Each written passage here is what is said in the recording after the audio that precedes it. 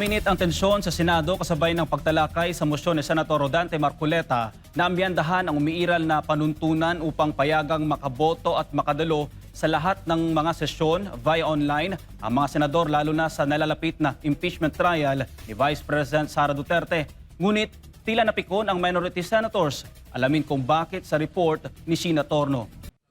Sa gitna ng sesyon sa plenaryo nitong Martes ay nagkainitan sa debate ang ilang miyembro ng majority at minority senators. Nag-ugat yan matapos talakayin ang mosyon ni Senator Rodante Marcoleta na noon pang May 11 ipinapanukala kasabay kung kailan nagpakita si Senator Bato de la Rosa na amyendahan o umiiral na panuntunan ng Senado. Partikular ang Rule 14 Section 41 na payagang makaboto at makadalo sa lahat ng mga sesyon via online ang mga senador lalo na sa nalalapit na impeachment trial ni Vice President Sara Duterte. Pero kinontra ito ng minorya dahil na-refer na umano ito sa Committee on Rules kaya doon dapat ito pag-usapan.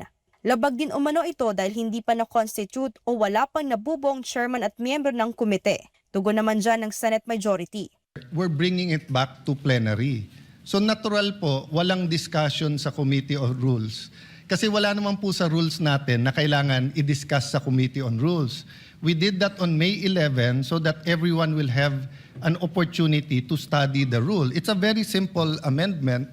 So we should go to the discussion of the amendment if anyone is objecting to the amendment. But definitely the right to propose an amendment is a right guaranteed by our rules. We should go to discussing the merits or demerits of having that rule. If there's an objection, may I move that we divide the House? We're not voting on the amendment yet. We're voting on whether the amendment is proper or not. Giit ng mayorya na sa ilalim ng Section 136 ay maaring plenaryo magdidesisyon sa mosyon ng pagbabago ng rules. Sinabi ni Marcoleta na tila nahirapan ng minorya na maintindihan ang kaibahan ng special at general rules. This is not a new motion. Kung mapapansin nyo, ni-reiterate ko lang po ito eh. It was already moved last May 11 pa po. So that is even more than 1 day. So who is talking about 1 day here? Ito pong mahirap kasi kung wala po tayong legal background dito. Tila napikon naman ang minorya sa pahayag ni Marcoleta na isa ring abogado. Makikita rin na sinugod ni Senator Rizzo Hontiveros si Marcoleta dahil sa nasabing pahayag.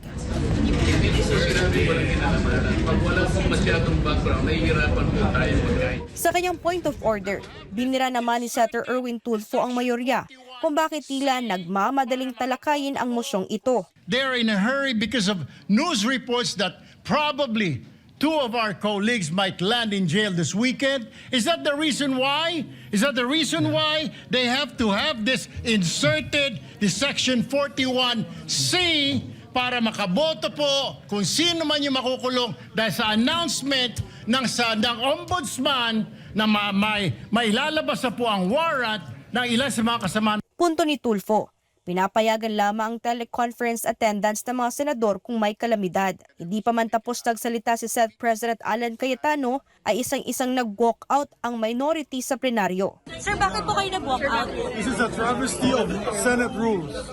Hindi kami papayag sa mga Si Senator Jinggoy Estrada na isa sa nakatakdang sampahan ng kaso ng ombudsman ay na-offend umano sa pahayag ni Tulfo. Sigurado ba siya?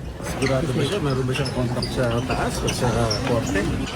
I don't know why he mentioned that hindi ko alam kung bakit how he came up to that conclusion. Pero offensive ba para sa inyo? Of course, very offensive.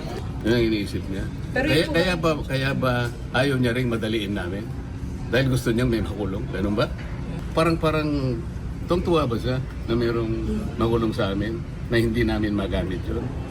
Kung talaga nagmamalasakit ka at we are colleagues here in one institution, dapat hindi siya magsasabi ng gano'n.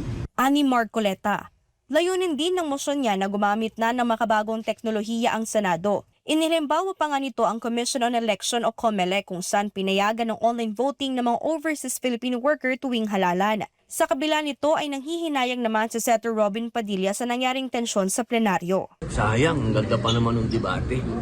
So dapat nag-stay na lang sila at pinagbotohan? Sana sa susunod, tuloy-tuloy yung debate para yan naman talaga ang silbi ng demokrasya. Samantala, naglabas naman ng joint statement ang minorya kung saan kinondena nila ang nasabing motion ng mayorya na pumapabor umano kay Senator Bato de la Rosa. Para sa Diyos at sa Pilipinas kong mahal, ito si Sheena Torno, SMNI News.